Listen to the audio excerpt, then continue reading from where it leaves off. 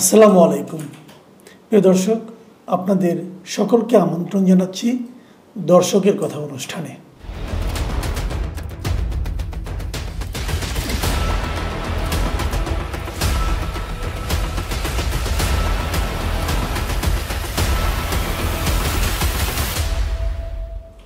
আপনারা জানেন, এই অনুষ্ঠানে আমরা আমাদের বিভিন্ন কন্টেন্ট নিয়ে দর্শকদের যে মতামত সেগুলো উপস্থাপন করি এবং সম্ভাব্য দু একটা ক্ষেত্রে আলোচনা করি। তো আজ আমি আলোচনা খুবই কম করব, কারণ দর্শকরা এমন সব মন্তব্য করেছেন, সেই মন্তব্যের মধ্যেই আসলে আলোচনা রয়ে গেছে।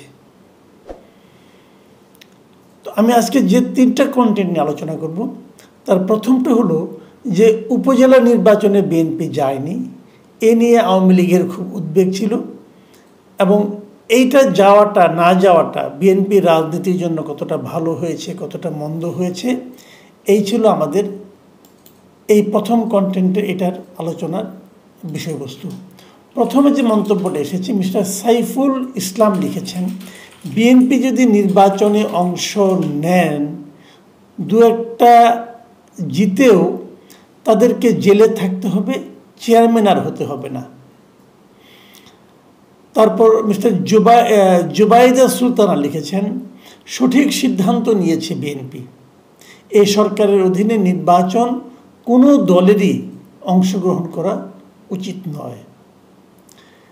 এরপরে মন্তব্যটা করেছেন মোহাম্মদ হুসাইন, তিনি লিখেছেন, এই সরকারের অধীনে কোনো নির্বাচনে বিএনপির অংশগ্রহণ করা উচিত হবে না।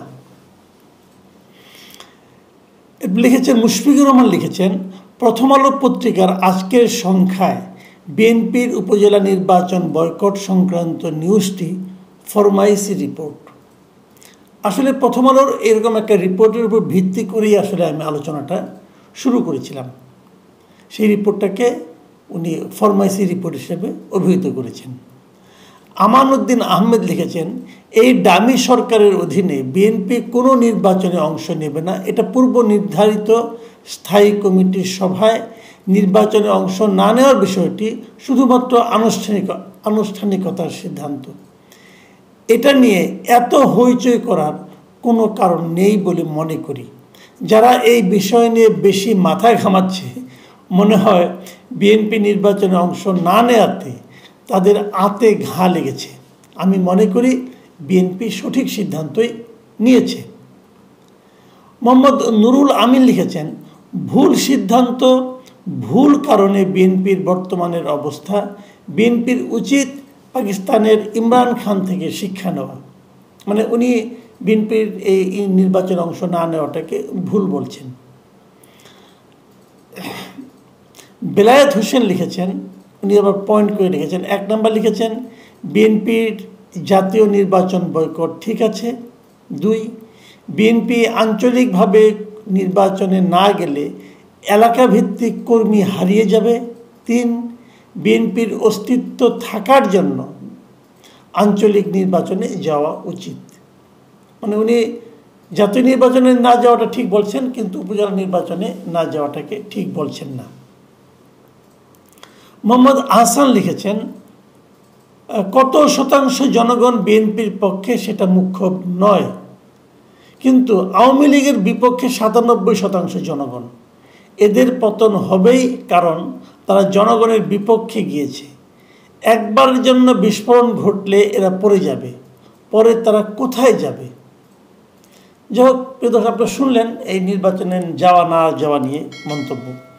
পরের যে কন্টেন্ট ছিল আমাদের, সেটা হলো যে ভারতীয় পণ্য বর্জন নিয়ে বিএনপি নেতারা কি বলছে। বিশেষ করে আমির খসরু মাহমুদ চৌধুরীর একটা বক্তব্য নিয়ে আমি এই কথাটা বলেছিলাম। সেখানে যে মন্তব্যগুলো আমরা পেয়েছি, মোহাম্মদ আব্দুল গাফফার লিখেছেন, বিএনপি সহ সকল রাজনৈতিক দলকে পণ্য বয়কট আন্দোলনকে সমর্থন দিতে হবে, নতুবা ভবিষ্যতে বাংলাদেশের জনগণ বিএনপিকেও বয়কট করবে। আতিকুল ইসলাম লিখেছেন, বয়কট সফল হোক বা না হোক, বিএনপি বয়কট করুক বা না করুক, ব্যক্তিগতভাবে আমরা বয়কট চালিয়ে যাব। এতে যদি 100 বছর সময় লাগে আমরা চালিয়ে যাব। আমানুল্লাহ লিখেছেন, মাসুদ কামাল ভাই, আমি মনে করি ভারতীয় পণ্য বয়কট আন্দোলন শুরু করেছে সাধারণ জনগণ। এখানে কোনো বিশেষ দল সমর্থন দিল কি দিল না, তাতে পণ্য বয়কট আন্দোলনের উপর কোনো প্রভাব পড়বে না। জনগণ সব কিছু হারিয়েছে, এখন আর আশাও করে না কেউ কিছু তাদের করে দেবে।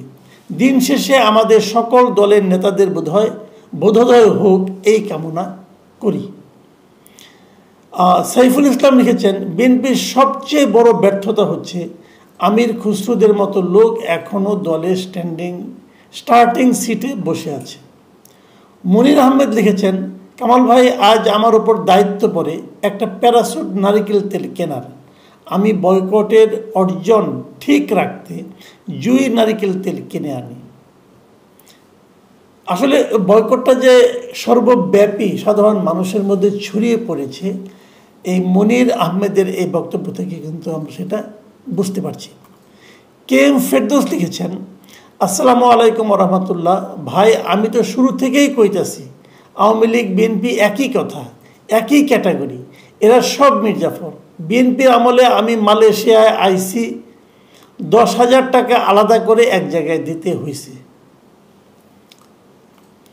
পরের আমাদের কন্টেন্ট ছিল যে এই যে পরিবারতন্ত্র চলছে, এমপি সাহেবরা যে এই উপজেলা নির্বাচন অথবা মেয়র নির্বাচন নিজেদের আত্মীয় স্বজনকে, ঘনিষ্ঠ আত্মীয় স্বজনকে, সন্তানকে, স্ত্রীকে, বোনকে, ভাইকে, এদেরকে নমিনেশন দিয়ে দিয়ে পুরো এলাকায় একটা পরিবারতন্ত্র কায়েম করছেন, এই বিষয়টা নিয়ে মোহাম্মদ মোশাররফ হোসেন লিখেছেন, মাসুদ কামাল ভাই, আপনাকে ধন্যবাদ। আমি টাঙ্গাইল ধনবাড়ি থেকে।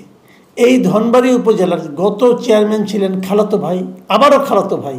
ভোটের প্রয়োজন হয় না, শুধু নাম দেওয়া। এই সুযোগ কেন হাতছাড়া করবে আমাদের মন্ত্রী এমপিরা? শাহজাহান লিখেছেন, পদোন্নতি ও নিয়োগেও পরিবারতন্ত্র। দিলওয়ার হুসাইন লিখেছেন, মাসুদ ভাই, আপনি আগেই এদের কামড়াকামড়ি সম্বন্ধে ভবিষ্যৎবাণী করেছিলেন, তা কিন্তু আজ প্রকটভাবে দৃশ্যমান। এটাতে নামটা আসেনি, ইউজার কি যেন লেখা, তো আমি এটা চেক করে দেখেছি। ওনার নাম হলো সাইফুল ইসলাম। উনি লিখেছেন, নোয়াখালী 6 আমাদের হাতিয়ায় আরও অনেক আগ থেকে পরিবারতন্ত্র ও রাজতন্ত্র চলে আসছে। হাতিয়ার এমপি যদি বলে এখানে কলাগাছ নির্বাচিত হবে, তাহলে ওইখানে কলাগাছই নির্বাচিত হবে। বাংলাদেশের নির্বাচন ব্যবস্থা তো জানেনি, জনগণের ভোট তো লাগে না। তারপরে মন্তব্য লিখেছেন জাবেদুল ইসলাম, তিনি লিখেছেন, প্রিয় মাসুদ কামাল ভাই, আপনাকে ব্যক্তি হিসেবে অনেক ভালো লাগে, আপনার কথাগুলো অনেক সুন্দর আর যৌক্তিক। আপনি যে কথাগুলো বলেন সেরকম কথা বলার লোকের বড়ই অভাব দেশে, কিন্তু আপনি এই পর্যন্ত যে কথাগুলো বলেছেন তার কোনো কিছুই কি সরকারের কাছে গেছে? আর যদি গিয়েও থাকে, তারা কোনো দিন এইসব কথা নিয়ে কিছু বলবে না, তাদের কোনো লজ্জা নেই। সুতরাং যেখানে কোনো গণতন্ত্র নেই, ভোটের অধিকার নেই, আপনি প্রতিদিন তাদের এইসব দেখে দেখে যে বাক স্বাধীনতা প্রকাশ করেন, তার কোনো মূল্য নেই। আপনার কোনো নো কমেন্টের কথা মনে আছে নিশ্চয়ই। তাদেরকে তাদের মতো করে চলতে দেন। তাদের এই বিষয়ে শুনতে শুনতে এখন আর নিজেকে বাঙালি বলতে নিজের লজ্জা লাগে। সৌদি আরব থেকে দোয়া রহিল আপনার জন্য। জাবেদুল ইসলাম ভাই, আপনার কথা কিন্তু একদম যে ঠিক না তা না, এই কথায় কোনো কাজ হচ্ছে না। কিন্তু একটা কথা ভাবুন, কাজ হচ্ছে কি হচ্ছে না সেটা বড় কথা না, কিন্তু আমার আপনার উপর তো একটা দায়িত্ব আছে। আমাদের তো কথা বলতে হবে, আমরা কথা বলবো, আমরা আমাদের অনুভূতির কথা জানাবো, আমরা প্রশ্ন করব, আমরা এটা করতেই থাকবো। এবং এটা যতদিন আমরা সবাই মিলে করব, এখন হয়তো 1 2 3 জন করে, যখন সবাই করবে তখন আমি নিশ্চিত আশাবাদী যে কিছু না কিছু পরিবর্তন হবে। আশিক আবরার লিখেছেন, আমাদের এলাকার এমপি সাহেবের 2 ভাই ও এমপির স্ত্রীর মধ্যে উপজেলার চেয়ারম্যান নিয়ে কামড়াকামড়ি চলছে। এমপি সাহেব অবশ্য কোনো রিস্ক না নিয়ে নিজের বউকে প্রার্থী হিসেবে ঘোষণা করেছেন। দারুণ বিষয়, আসলেই কিন্তু দারুণ বিষয়। এমপি সাহেব এটা স্ত্রীর দিকে না থাকলে ঝামেলা হয়ে যেত, ওনার হয়তো পারিবারিক ঝামেলাও হতে পারত, কে জানে। তারপরে একে আজাদ লিখেছেন, কামাল ভাই, এটাই হচ্ছে পতনের আলামত, ওরাই কামড়াকামড়ি করবে। শেষ যে মন্তব্যটা সেটা হলো MB জুয়েল লিখেছেন, আমাদের কুমিল্লা 5-এর MP আবু জাহিরের ভাতিজার কথা বলা উচিত ছিল। আসলে ভাই বলা অনেকের নামেই বলা উচিত ছিল, কিন্তু আমি তো আর মানে দ্রুততার সঙ্গে সবার নাম সংগ্রহ করতে পারিনি। আপনারাই বরং আমাদেরকে জানান, আমরা সেগুলি ইনশাল্লাহ আগামীতে উল্লেখ করব, যে কারা কোথায় নিজের আত্মীয় স্বজনকে এভাবে উপজেলা চেয়ারম্যান পদে নির্বাচনে মনোনয়ন দিচ্ছেন, কিভাবে দিচ্ছেন, এগুলো আপনারা যদি আমাকে লিখে জানান, আমি অবশ্যই সেগুলো নিয়ে আগামীতে একটা প্রোগ্রাম করতে পারবো। আপনারা সবাই ভালো থাকবেন। আজ এ পর্যন্তই। আল্লাহ হাফিজ।